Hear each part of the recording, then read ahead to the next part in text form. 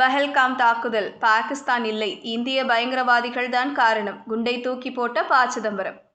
வணக்கம் செய்திப்புணல் நேயர்களே. நாடாளுமன்றத்தில் ஆபரேஷன் சிந்தூர் குறித்த விவாதத்திற்கு முன்னதாக பஹல்காம் பயங்கரவாத தாக்குதலுக்கு இந்தியாவின் ராணுவ நடவடிக்கை குறித்த முக்கிய விவரங்களை பாஜக தலைமையிலான மத்திய அரசு பகிர்ந்து கொள்ள தயங்குகிறது என்று குற்றம் சாட்டி காங்கிரஸ் தலைவரும் முன்னாள் மத்திய அமைச்சருமான ப. சிதம்பரம் சர்ச்சையை கிளப்பியுள்ளார். ஜூலை 27 அன்று குயின்ஸ் செய்தி நிறுவனத்திற்கு அளித்த பேட்டியில் மற்றொரு பஹல்காம் சம்பவத்தை தடுக்க அரசு ஏதேனும் நடவடிக்கை எடுத்துள்ளதா என்று சிதம்பரம் கேள்வி எழுப்பினார். பயங்கரவாதிகள் எங்கே? ஏன் அவர்களை பிடிக்கவில்லை? ஏன் அவர்களை அடையாளம் காணவில்லை? திடீரென்று அவர்களுக்கு அடைக்கலம் கொடுத்த 2 அல்லது 3 பேரை கைது செய்துள்ளதாக ஒரு செய்தி வருகிறது. இப்போது என்ன நடந்தது என்று சிதம்பரம் கேட்டார். NIA இத்தனை வாரங்களாக என்ன செய்து கொண்டிருக்கிறது என்பதை அரசு வெளியிட விரும்பவில்லை. பயங்கரவாதிகளை அடையாளம் கண்டீர்களா? அவர்கள் எங்கிருந்து வந்தார்கள்? அவர்கள் உள்நாட்டு பயங்கரவாதிகளாக இருக்கலாம். அவர்கள் பாகிஸ்தானில் இருந்து வந்தார்கள் என்று ஏன் கருதுகிறீர்கள்? அதற்கு எந்த ஆதாரமும் இல்லை. அவர்கள் இழப்புகளையும் மறைக்கிறார்கள் என்றார்.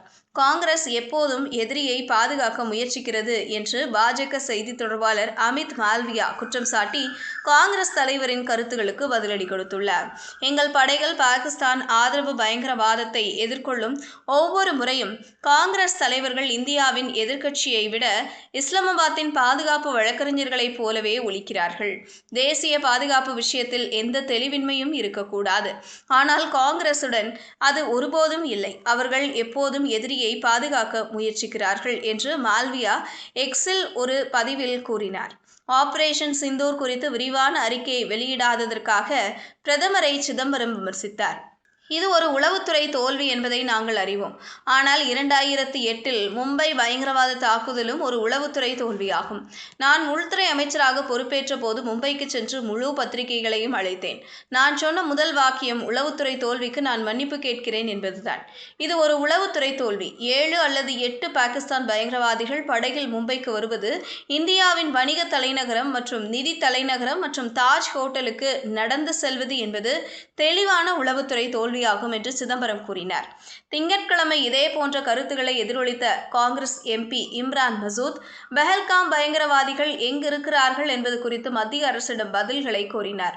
பயங்கரவாதிகள் பின்னர் எங்கு சென்றார்கள் என்பதை மக்கள் தெரிந்து கொள்ள உரிமை உண்டு என்றும் எல்லையில் பாதுகாப்பை கேள்விக்குள்ளாக்கினார். பயங்கரவாதிகள் பாகிஸ்தானில் இருந்து வந்திருந்தால் நமது எல்லைகள் எவ்வாறு பாதுகாக்கப்படுகின்றன? அவர்கள் வந்து செயலை செய்துவிட்டு சென்றனர். அவர்கள் விமானத்தில் கொண்டு செல்லப்பட்டார்களா மற்றும் விமானத்திலிருந்து இறக்கப்பட்டார்களா? அவர்கள் எங்கிருந்து வந்தார்கள், எங்கு சென்றார்கள் என்று கேட்போம். நமக்கு தெரிந்து கொள்ள உரிமை உண்டு என்று மசூத் ANA-யிடம் கூறினார். மேலும் பாஜக உண்மையான பிரச்சனையிலிருந்து திசை திருப்பல் தந்திரங்களை பயன்படுத்துகிறது என்று காங்கிரஸ் தலைவர் மாணிக்கம் தாக்கூர் கூறினார். உண்மையான பிரச்சனை பஹல்காம் பயங்கரவாத தாக்குதல் மற்றும் ஆபரேஷன் சிந்தூரை தொடர அரசு தோல்வியடைந்தது. திரு மோடி டிரம்பின் சமூக உண்மைக்கு சரணடைந்தது. இது பாஜகவின் திசை திருப்பல் தந்திரம் என்பதில் நாங்கள் மிகவும் தெளிவாக இருக்கிறோம். நாங்கள் அவர்களின் பொறியில் விழ மாட்டோம்.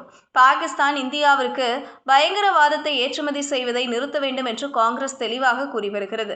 பயங்கரவாத குழுக்களுக்கு எதிராக போராட்டத்தில் காங்கிரஸ் படைகளுடன் நிற்கிறது.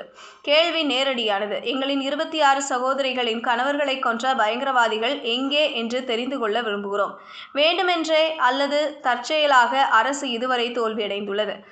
அவர்கள் யார், எங்கிருந்து வந்தார்கள் என்று இன்னும் எங்களுக்கு தெரியவில்லை. காஷ்மீரில் விளையாடப்படும் ஆபத்தான விளையாட்டு நாட்டிற்கு நன்மை பயக்கும் அல்ல. அந்த பயங்கரவாதிகள் யார்? அவர்கள் எங்கிருந்து வந்தார்கள்? ஏன் இதுவரை பிடிபடவில்லை என்பதை அறிய விரும்புகிறோம். இந்தியா இழப்புகளை சந்தித்திருக்கும். சிதம்பரம் இதற்கிடையில் குயின்ஸிடம் அளித்த பேட்டியில், ஒரு போரில் இரு தரப்பிலும் இழப்புகள் ஏற்படும் என்று நான் ஒரு கட்டுரையில் கூறினேன். இந்தியா இழப்புகளை சந்தித்திருக்கும் என்பதை நான் புரிந்து கொள்கிறேன். எனவே இழப்புகளை ஒப்புக்கொள்ள அவர்கள் ஏன் தயங்குகிறார்கள்? ஆனால் போரில் இழப்புகள் தவிர்க்க முடியாதவை மற்றும் இயல்பானவை. எனவே இழப்புகளை ஒப்புக்கொள்ளுங்கள்.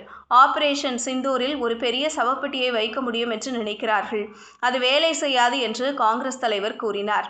ஜம்மு காஷ்மீரில் உள்ள பஹல்காமில் ஏப்ரல் 22 அன்று நடந்த பயங்கரவாத தாக்குதலில் 26 பொதுமக்கள் கொல்லப்பட்டனர். கொல்லப்பட்டனர். அதன் பிறகு இந்திய ஆபரேஷன் சிந்தூர் மூலம் துல்லிய தாக்குதல்கள் மூலம் பாகிஸ்தான் மற்றும் பாகிஸ்தான் ஆக்கிரமிப்பு காஷ்மீரில் பயங்கரவாத உள்கட்டமைப்பை குறிவைத்து பதிலடி கொடுத்தது.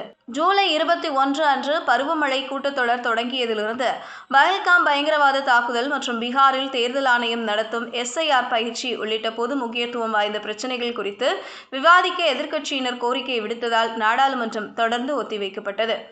இதுபோன்ற செய்திகளை தெரிந்து கொள்ள செய்தி புனலுடன் இணைந்திருங்கள்.